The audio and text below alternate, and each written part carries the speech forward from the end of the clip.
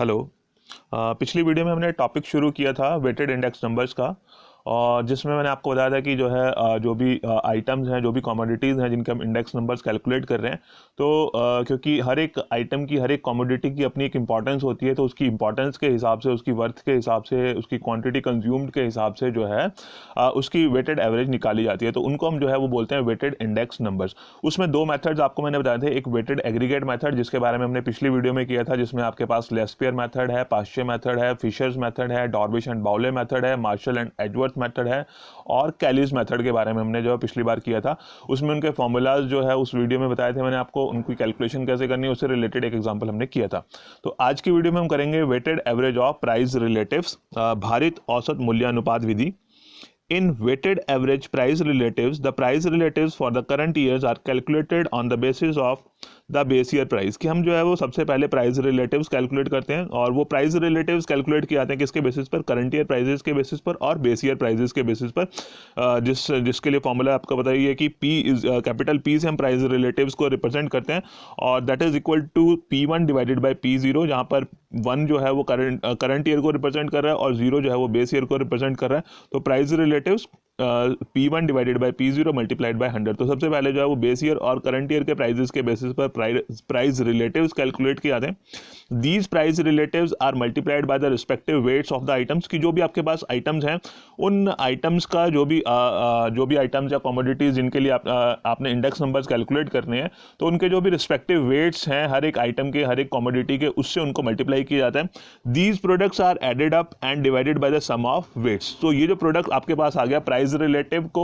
और जो वेट्स आपने उनको दिए थे, उन दोनों को मल्टीप्लाई करने के बाद जो कॉलम आया, उस कॉलम के जो यानी कि जो प्रोडक्ट आपके पास आया, जो कॉलम आपके पास आया, उसका टोटल करना है, और उस टोटल को जो है वो सम ऑफ वेट्स से डिवाइड करना है। तब आपके पास जो है वो weighted average of price relative जो है आ जाती है।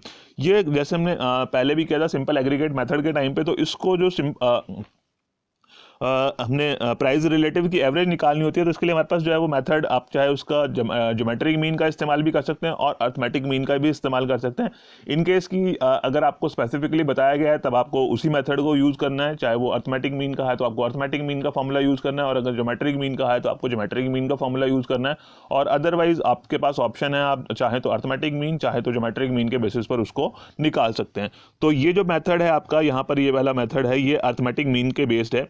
तो प्राइस इंडेक्स नंबर, जो उसको प्राइस इंडेक्स हम बोल रहे हैं, उसको P01 से उसको रिप्रेजेंट करते हैं, जिसमें P price index 0 for base year and 1 for current year. इसका फॉर्मूला है आपका sigma PW divided by sigma W। तो P का मतलब ये है आपके प्राइस रिलेटिव्स, जिसको आपने कैलकुलेट किया P1 divided by P0 multiplied by 100 से, और W जो है वो वेट्स आपके पास जो है वो दिए होंगे। जो भी आपके पास अगर न्यूमेरिकल या क्वेश्चन है उसको सॉल्व करने के लिए जो भी कमोडिटीज जिनके आप इंडेक्स नंबर्स निकाल रहे हैं, तो उसके रिलेटेड वेट्स जो है वो आपके रिस्पेक्टिव वेट्स आपको जो है वो दिए होंगे। तो उस प्राइस रिलेटिव को उन वेट से मल्टीप्लाई करना है, उस कॉलम का टोटल करना है, और उस टोटल को आपने जो है वो वेट्स के टोटल से डिवाइड करना है। तब आपके पास जो है वो weighted average of price relative according to arithmetic mean जो है वो आपके पास आ जाएगा। इन केस की अगर आप जो है वो ज्योमेट्रिक मीन का इस्तेमाल करना चाहते हैं, तो ज्योमेट्रिक मीन के लिए जो फॉर्मूला है आपका P01 से उसको रिप्रेजेंट कर रहे हैं प्राइस इंडेक्स नंबर्स को, and that is equal to anti log of sigma log PW divided by sigma W। तो यानी कि इसको ये फॉर्मूला है हमारा, और इसको कैलकुलेट करने के लिए क्या प्रोसेस रहेगा आपका कि सबसे पहले आपको log P कैलकुलेट करना पड़ेगा। Price P means capital P means price relatives, P1 divided by P0 multiplied by 100। तो capital P price relative calculate किए, फिर उसका लॉग निकालना है, यानी कि लॉग P आप कैलकुलेट करेंगे, फिर उसको वेट्स से जो है वो मल्टीप्लाई करेंगे, जो भी उनके कमोडिटीज़ के रिस्पेक्टिव वेट्स हैं, और उस टोटल को आप जो है वो सिग्मा W, वेट्स का जो टोटल है उससे डिवाइड करने के बाद जो आंसर आपके पास आएगा उसका आप एंटी लॉग निकालेंगे। तब फाइनली आपके पास जो है वो weighted average of price relative जो है वो उसके बेसिस पर आपका प्राइस इंडेक्स नंबर निकल के आएगा, जब आप जो है वो ज्योमेट्रिक मीन का इस्तेमाल कर रहे हैं। और यहाँ पे एक लाइन और लिखी है, if weights are not given then weights are computed as W। जो है हम कैसे कैलकुलेट करेंगे, अगर आपके पास वेट्स असाइन किए हुए नहीं दिए हुए, अलग से आपके पास वेट्स के बारे में इंफॉर्मेशन नहीं है, तो वेट को कैलकुलेट करने के लिए जो फॉर्मूला है दैट इज ये वेट्स आप असाइन करेंगे बेस ईयर प्राइस और बेस ईयर क्वांटिटी के बेसिस पर, यानी कि P0 multiplied bye Q0, P0 और Q0 को मल्टीप्लाई करके जो आपके पास वैल्यू आएगी उसके बेसिस पर आप उनको वेट्स असाइन करेंगे। तो ये दो मेथड्स हैं हमारे पास कि अर्थमेटिक मीन के बेसिस पर भी निकाल सकते हैं, और ये ज्योमेट्रिक मीन MEAN आएगा यहाँ पे, तो मीन, तो ज्योमेट्रिक मीन के बेसिस पर भी आप जो है वो इंडेक्स नंबर्स कैलकुलेट कर सकते हैं। तो इसका एक एग्जांपल कर लेते हैं जिसमें अर्थमेटिक मीन के बेसिस पर भी कैलकुलेट कर लेते हैं और दूसरा जो है उसको ज्योमेट्रिक मीन के बेसिस पर भी कैलकुलेट कर लेते हैं। तो क्वेश्चन हमारे पास दिया हुआ है construct index numbers by using, आपके पास दो मेथड्स उसने बोला है कि वेटेड अर्थमेटिक मीन से और वेटेड ज्योमेट्रिक मीन से आपने इंडेक्स नंबर्स निकालने हैं। तो ये आपका जो है आपको पता चलेगा कि ये मेथड जो है वो आपका weighted average of price relatives का मेथड है, जिसमें आपको अर्थमेटिक मीन और ज्योमेट्रिक मीन का इस्तेमाल करते हुए इंडेक्स नंबर कैलकुलेट करने हैं। और इन्फॉर्मेशन में आपके पास कमोडिटीज़ में तीन ही कमोडिटीज़ हैं, वीट, मिल्क और एग्स, तीन कमोडिटीज़ हैं। उनका बेस ईयर का प्राइस यहाँ पे ईयर नहीं लिखा है कि 2001 है, 11 है, 10 है, 15 है, तो वो ईयर का बारे में नहीं है। तो इसमें सिर्फ इसने लिखा है base year price, base year quantity and current year price. तो ये बेस ईयर का प्राइस है, इसको हम जो है वो P0 मान लेंगे, और ये बेस ईयर क्वांटिटी है ये आपका Q0 हो गया, और करंट ईयर प्राइस जो है वो आपका P1 हो गया। तो ये आपका जो है इंफॉर्मेशन दी हुई है, और इस इंफॉर्मेशन के बेसिस पर जो है हम इंडेक्स नंबर कैलकुलेट करेंगे। तो पहले हम जो है वो वेटेड अर्थमेटिक मीन के बेसिस पर कैलकुलेट कर लेते हैं, और वेटेड अर्थमेटिक मीन के बेसिस पे जो फॉर्मूला हमारा था P01 is equal to sigma PW divided by sigma W, इससे जो है हम अपने वेटेड अर्थमेटिक मीन से इंडेक्स नंबर्स कैलकुलेट कर सकते हैं।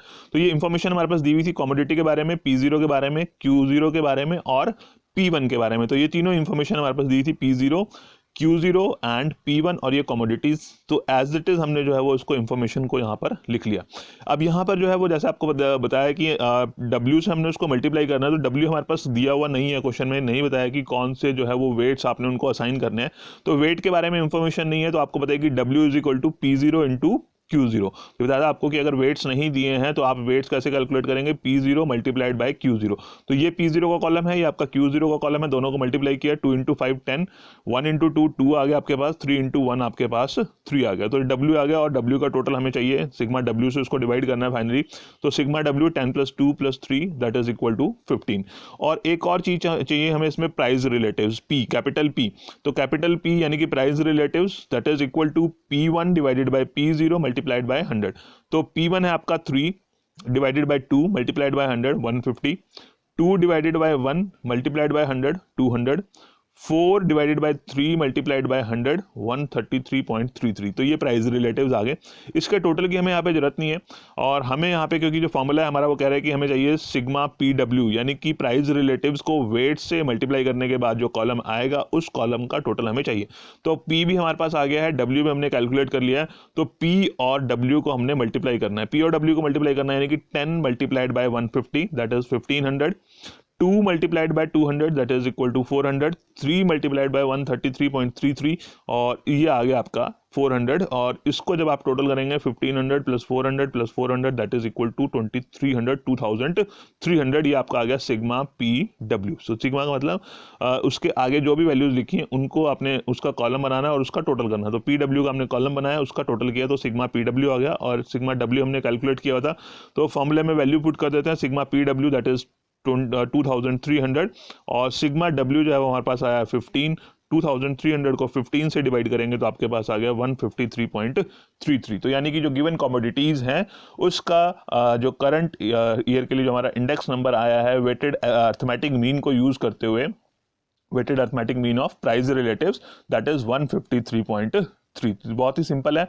जैसे हमने वेटेड मीन का जो फार्मूला था, तो वेटेड मीन का फार्मूले के बेसिस पर आप जो है इसको याद रख सकते हैं, अगर याद रखने की कोशिश करनी है आपने। तो जैसे हम करते थे sigma WX divided by sigma W, तो X यहाँ पे हमारे प्राइस रिलेटिव्स हैं, प्राइस रिलेटिव की हम एवरेज निकाल रहे हैं। जब आपने फार्मूला आपने जो है वो उसमें मेथड का नाम देखा होगा, तो weighted average of price relatives, किसकी एवरेज है, प्राइस रिलेटिव्स की। तो यानी कि प्राइस रिलेटिव्स निकालने हैं और उनकी जो है वो एवरेज निकालनी है, वेटेड एवरेज निकालनी है। तो प्राइस रिलेटिव के लिए फार्मूला आपको पता ही है, P1 divided by P0 multiplied by 100, weights आपने निकाल लिए P0 Q0, और उसके बाद फार्मूले में वैल्यू पुट करी तो आपके पास जो है वो weighted arithmetic means of price relative आ गया और वो आपका इंडेक्स नंबर कहलाएगा।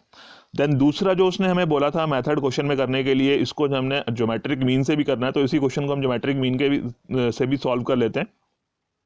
तो ज्योमेट्रिक मीन से जब हमने निकालना है तो ये इन्फॉर्मेशन आपके पास दी हुई है, कमोडिटी P0 Q0 P1 और W जैसे हमने पहले निकाला था same as it is W निकाला जाएगा P0 को Q0 से मल्टीप्लाई करके, और प्राइस रिलेटिव निकालना है तो P1 divided by P0 multiplied by 100।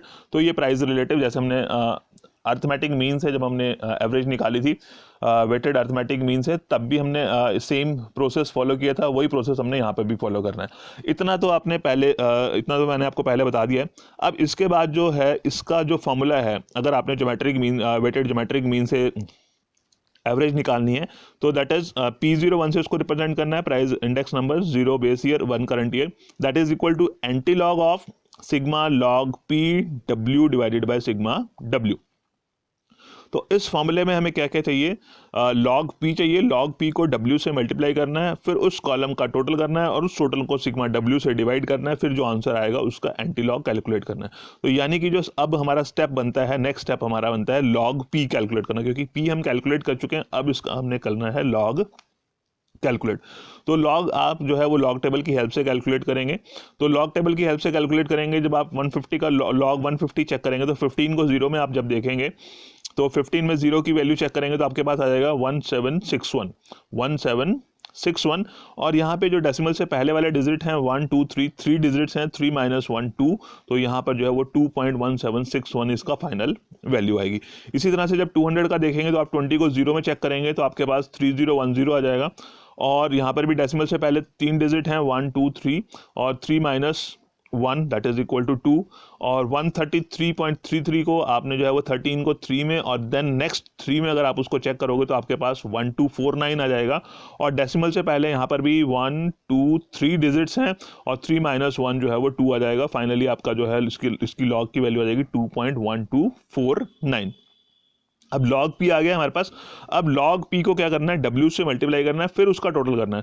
तो log P हमने निकाल लिया है, W भी हमारे पास निकला हुआ है, इन दोनों कॉलम्स को मल्टीप्लाई करना है, यानी कि 10 multiplied by 2.1761 that is equal to 21.761, 2 multiplied by 2.3010 that is 4.602 and 3 multiplied by 2.1249 that is 6.3747, और अब इनका टोटल करेंगे तो आपके पास आ गया सिग्मा log P W, और वो वैल्यू आई आपके पास 32.7377।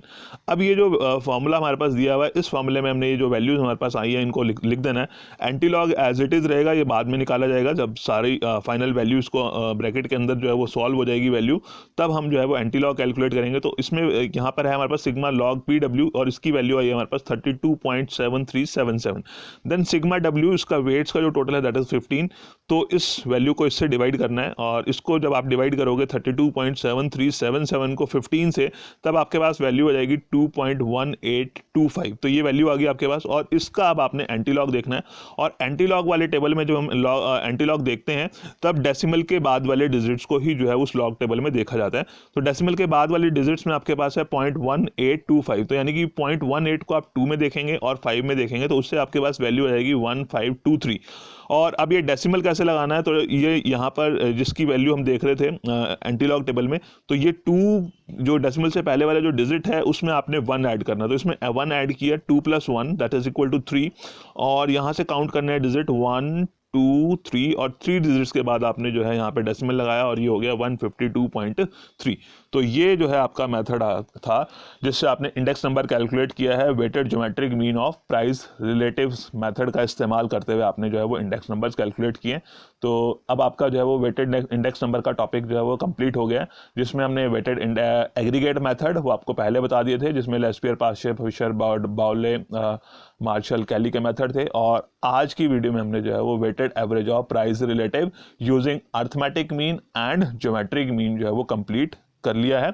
और इन केस की अगर आपको जो है वो लॉग फाइंड आउट करने में, लॉग या एंटी लॉग में प्रॉब्लम आती है, तो उसके लिए एक वीडियो हमारी जो है वो ज्योमेट्रिक मीन की बनी हुई है, और उस वीडियो का लिंक जो है वो डिस्क्रिप्शन में डाल देंगे, जिससे आप जो है उस वीडियो के थ्रू लॉग और एंटी लॉग कैसे कैलकुलेट करना है उसको आप सीख सकते हैं। और जो भी आपके प्रॉब्लम्स हैं, डाउट्स हैं, उनको आप कमेंट सेक्शन में लिख सकते हैं। Okay, thank you.